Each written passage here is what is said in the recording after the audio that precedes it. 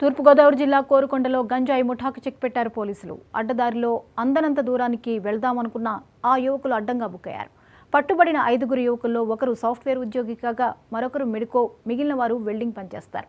గంజాయి మత్తుకు అలవాటు పడిన వీరు గంజాయిని రవాణా చేస్తూ డబ్బులు సంపాదించాలనుకున్నారు.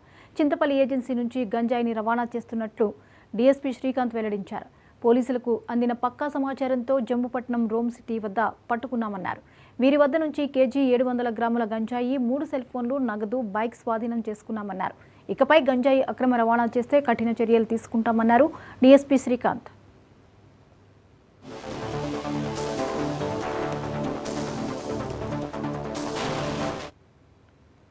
జరిగింది జంబుపట్నం కోరుకొండ శివారు జంబుపట్నం విలేజ్లో వీళ్ళ దగ్గర నుంచి సుమారు ఒక 1700 గ్రాముల గంజాయిని స్వాధీనపరచుకోవడం జరిగింది. వీళ్ళందరినీ కూడా కోరుకొండ తహసీల్దార్ గారి ప్రజెన్స్లో అరెస్ట్ చేయడం, అలానే వీళ్ళ దగ్గర నుంచి సుమారు 900 రూపాయల క్యాష్ని, 3 సెల్ ఫోన్స్ని, ఒక హీరో హోండా బైక్ని కూడా సీజ్ చేయడం జరిగింది. వివరాల్లోకి వెళ్తే ఇక్కడ కాళ్ళ నరేష్ అనే ఒక అతను ఉన్నాడు, కోరుకొండలో ఉంటాడు.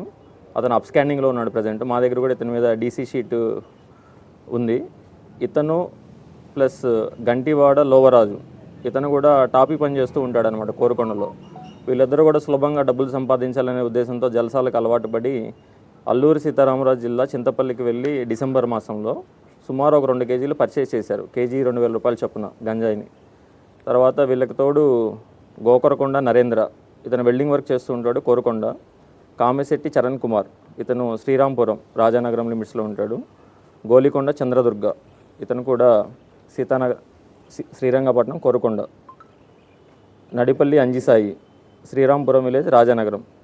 వీళ్ళందరూ కూడా ఒక టీం అనమాట. వీళ్ళలో కాళ్ళ నరేషన్ అతను అప్స్కాండింగ్లో ఉన్నాడు. ఇతని కోసం గాలింపు చర్యలు చేపట్టాము.